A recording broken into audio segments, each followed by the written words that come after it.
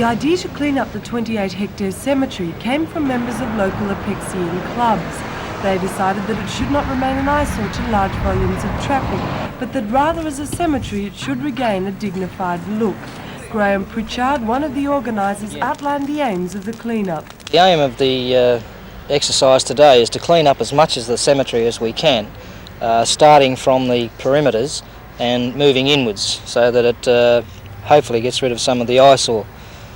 So far the response today has been very good from the people of Newcastle, although we would like to have seen more out here today. But as the cameras have seen, they've done a pretty good job of cleaning it up. Who organised today's exercise?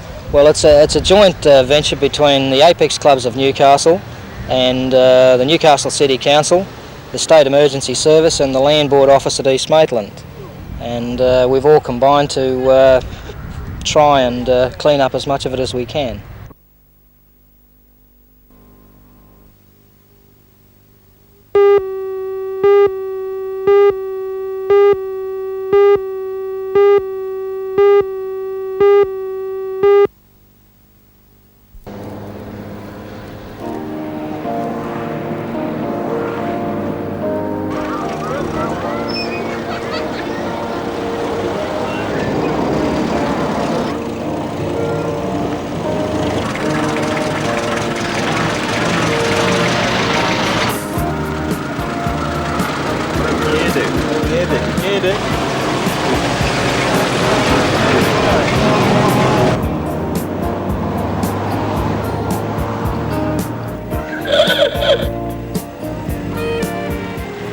Yesterday, more than 50 of these grand old ladies were taken out of the mothballs. The occasion, the Newcastle Vintage Car Club's 13th annual Hunter Valley Tour. 55 cars made the trip from Waratah to Clarencetown and back as far as Raymond Terrace. Two 1911 models took part, a Hupmobile and a three-wheeled AC Sociable. Both cars made the journey without any problems, even though their top speed is 30 kilometres an hour. In fact, only one car in the rally broke down, but luckily this 1941 military scout car offered the driver a safe tow home.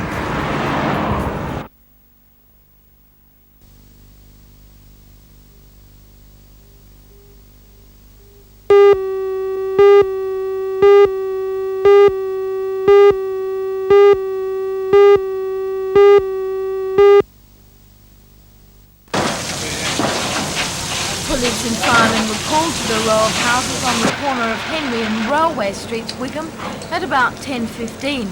However, firemen say the fire was burning inside the brick and iron building for some time before flames burst through the roof. Firemen had the flames under control within a matter of minutes, but they did have to break into the boarded-up building to extinguish small pockets of fire burning inside. The houses, which are apparently due to be demolished, were unoccupied at the time of the blaze. They are believed to be the property of the Newcastle City Council. The cause of the fire is not known, but police are investigating the incident.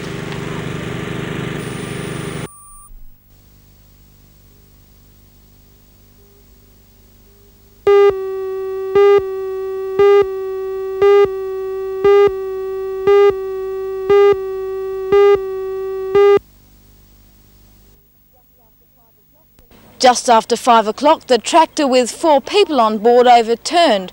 One man is dead and 3 people were taken to Dungog Hospital, one by the Westpac rescue helicopter. The 3 injured men were later transported to the Royal Newcastle Hospital for surgery.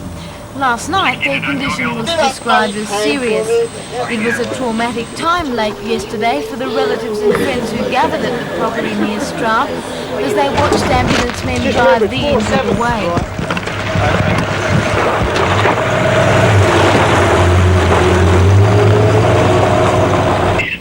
According to police on the scene, there were 4 people riding this one-seated tractor when the accident occurred.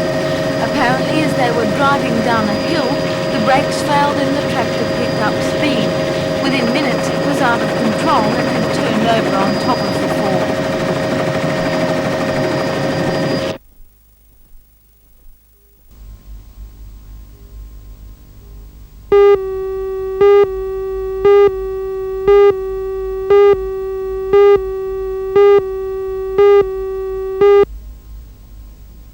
quite easy to come back in.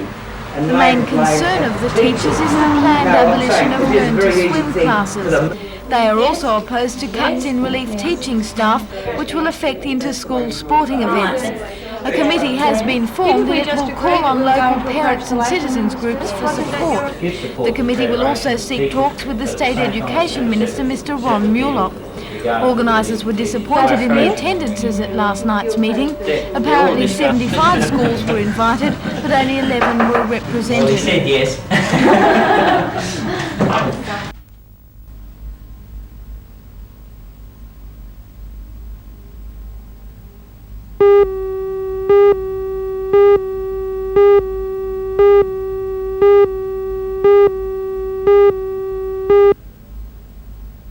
And we're hoping that we're going to find a way that we Three aldermen opposed the decision to go ahead with the local environment plan, and a request was made for the matter to be deferred for 2 weeks. However, the majority agreed with Lake Macquarie's mayor, Alderman Jeff Pasterfield, who said the decision had been delayed for long enough. Alderman Pasterfield told council that there is clearly a need for more shops in the Lake region. He said while Lake Macquarie has a greater population than Newcastle, it has fewer retail centres. But the final decision on the Crossroads proposal does not rest with the council. When the draft local environment plan is complete, it will be submitted to the State Minister for Environment and Planning, Mr Bedford. Council's decision to prepare the plan has brought an angry response from groups opposing the Crossroads development. The main opposition comes from existing retailers in the area who believe more shops will kill their trade.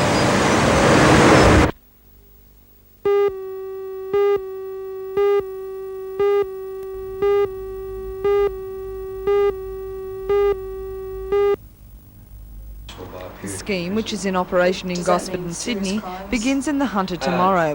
The order involves the offenders working for the needy in their free time, as Parole Officer Philip Roos explains.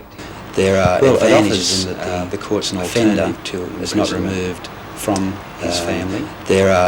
And yet he's being deprived of his liberty, and that he's contributing to the community at the same time. And he's required to work on a Saturday or in his leisure time. And this will also save the government some money by not having these offenders in prison. Yes, the cost of imprisonment is between $25,000 and $30,000 per annum per prisoner. Basically, the cost of alternatives such as probation, parole, community service orders varies between $500 and $800, with community services being at the lower end of that particular scale.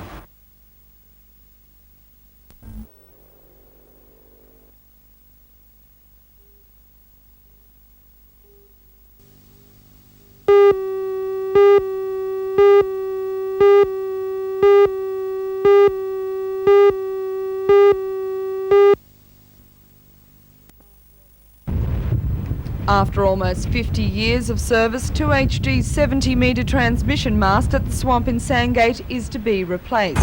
Operations Manager at 2HD, Mr Jeff Gregory, says the change should strengthen the station's radio signal to outlying areas.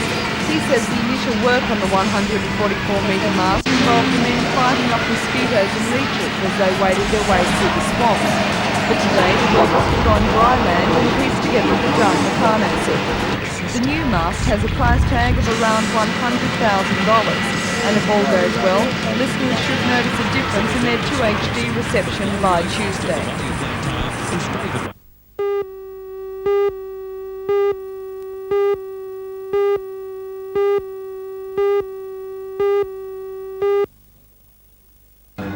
For the past 2 decades, there was very little that survived in the throwaway society. But there are those who say classicism is returning, and with it, a respect for longevity. Cartier would seem to fill the bill. The most ridiculous piece de resistance on exhibition to celebrate Bruce Fergus becoming a stockist is this golf bag. At $2,500, it's just the thing for your caddy to cart Cartier around the course.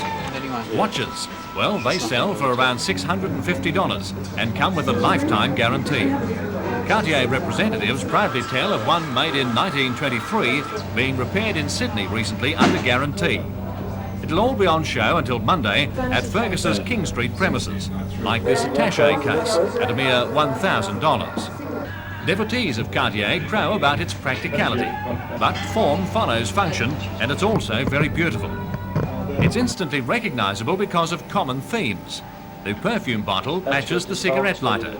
And by the way, it took 10 years for Cartier to develop a lighter that both worked well and looked good.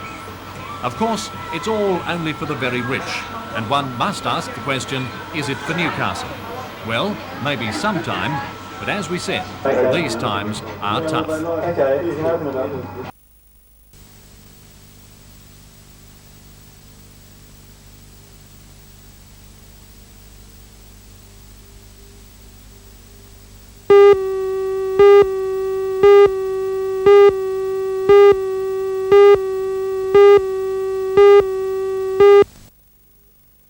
Advertise for them. That's The future of the radiology department was the subject of a press conference held at the Royal Newcastle Hospital yesterday. The media was told that X-ray services are in jeopardy because of inadequate equipment and a lack of staff. But according to the Health Minister, Mr Brereton, the state has spent $1.2 million in the last 2 years upgrading X-ray facilities at the Royal. Mr Brereton described the financial management at the hospital as lamentable. He said in the 1980-81 financial year, it over-budgeted by $1 million. Mr Brereton says he believes the hospital has large trust funds and claims most of that money is used by doctors for first-class airfares to overseas conferences. Mr Brereton's allegations were denied by the chairman of the hospital board, Mr Graham Mullane. Mr Mullane says while some of the trust fund money is spent on travel, most of it goes towards equipment. Mr Mullane added that although the Royal may have overspent in the past, it's certainly not the case now. He said in the last financial year, following the appointment of a new board, the hospital underspent by $500,000. Straight-out request for him to give us the money and us to go and spend it.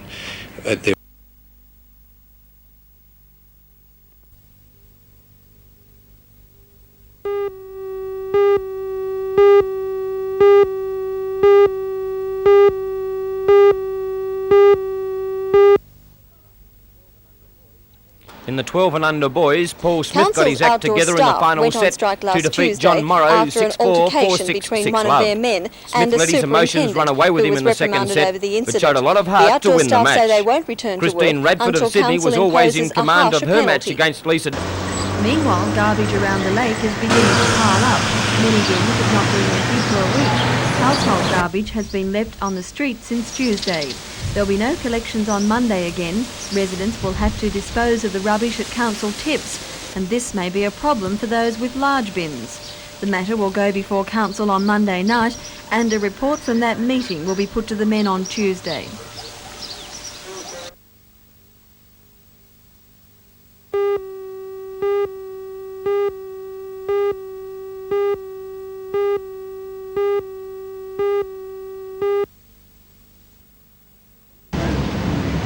The driver of this car had just left the Westpac Bank in Belford Street, Broadmeadow, when the hold-up occurred. The man then stepped through the car window and demanded that she hand over the payroll belonging to a Hexel engineering firm. Here today, he fled down an alleyway, well, I was walking past this white Mercedes-Benz and I walked about 5 yards past it. Attacked well and used good placement to set up his victory. The officials of the tournament were thrilled with the standard of tennis shown during the 3 days of play. The younger chap got closer to him and we'd run about 50 metres, got to an alleyway, and I think he pulled a gun on the young chap. So we stopped, waited a moment, then came down here to see where he was, came to the fence here, looked over the fence, and suddenly I spotted him by that red car over there. And I said, there he is, I called out that loud, and I think that caught his attention, and he turned round and he pointed the gun towards us and he fired. At that stage, the other young chap and I dropped below the fence and called it a day.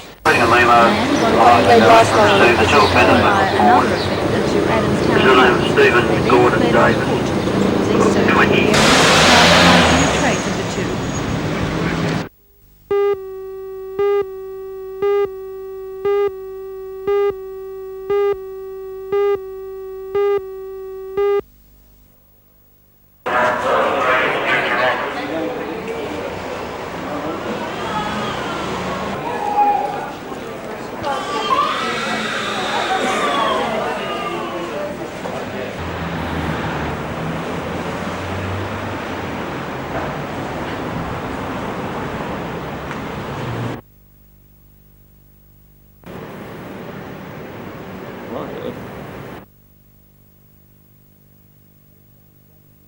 see trains run in New South Wales, we want them to run. Well, unfortunately, we've got to take it. As a trade union, we are duty bound to our men and to the travelling public in New South Wales to see that safety is carried out at all times. Now, there has been a lot of money spent on upgrading, which has brought about this major deficit, but we never, as a trade union, ever want to go through the trials and tribulations that we went through in that Granville disaster. We never want to see that again in the rail system if it can be overcome. And you're afraid that this sort of thing could happen? I am very, very much afraid that with these rationalisation policies and the abolishment of wayside examinations especially could bring about another Granville. And we never ever want to see that again. And unless the State Rail Authority are prepared to come to the party, sit down around the table and talk these things out, well, there is going to be a lot of unrest within the rail industry over the next few months.